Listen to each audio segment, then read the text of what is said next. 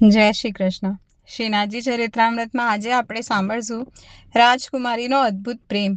કોઈથી ના બંધાવાવાળા શ્રીજી પણ બંધાયા. ભાગ 1 અને 2. શ્રીનાથજી જ એકમાત્ર દેવ છે કે જેઓ સ્વતંત્ર ક્રીડા કરે છે. કોઈના બંધાયેલા એ બંધાય નહીં અને કોઈના સેવાયેલા એ સેવાય નહીં. નિજની ઈચ્છામાં આવે એવું જ કરવાવાળા એ દેવ હવે પોતાના ચરિત્રમાં એક જબરો વળાંક પેદા કરી રહ્યા છે. આગામી સેંકડો વર્ષોના ભાવિનો પાયો ખોદનારને તેઓ તૈયાર કરી રહ્યા. એ પાયો ખોદનારની આપણે તો કલ્પના પણ ન કરી શકીએ એવી એક વ્યક્તિ હતી. એ વ્યક્તિ મેડતાના રાજાની કુંવરી અને મેવાડના મહારાણાની મહારાણી હતી. વિક્રમ સંવત 1608ના માગશર સુદ 7ના ગુરુવારના દિવસે અડેલમાં શ્રી ગુસાઈજીના ગ્રહે ચોથા પુત્ર શ્રી ગોકુલનાથજીનું અને વિક્રમ સંવત 1611ના કાર્તિક સુદ 12ના દિવસે પાંચમા પુત્ર શ્રી રઘુનાથજીનું પ્રાકટ્ય થયું.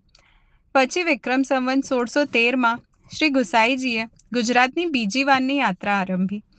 એ સમયે આપ શ્રી જોધપુર થઈને મેવાડ પધાર્યા ત્યારે મહારાણા ઉદયસિંહજી મેવાડના ગાદીપતિ હતા. મેડતા જોધપુર પ્રદેશમાં આવેલું એક પરગણું હતું જે 9મી કે 10મી સદીમાં નાશ પામ્યું હતું. 16મી સદીમાં વિક્રમ સંવત 1518માં રાજા દુદાજી રાઠોડે મેડતાને ફરીથી વસાવ્યું. આ દુદાજી રાઠોડને 2 દીકરા, એક વિરમજી અને બીજા રતનસિંહજી. વિરમજીને વીરા નામની દીકરી, જયમલ નામના દીકરા અને અજબ કુંવર નામની દીકરી એમ 3 સંતાનો થયા. રતનસિંહજીને મીરા નામની એક દીકરી થઈ. આમ મીરાબાઈ અને અજબ કુંવર બંને પિતરાઈ બહેનો હતી. સંયોગવશ બંને બહેનો જેઠાણી દેરાણી પણ બની. ચિત્તોડના મહારાણા સાંગાજીના મોટા કુંવર ભોજરાજજી વેરે મીરાબાઈના લગ્ન થયા અને નાના કુંવર ઉદયસિંહજી વેરે અજબ કુંવરબાઈના લગ્ન થયા.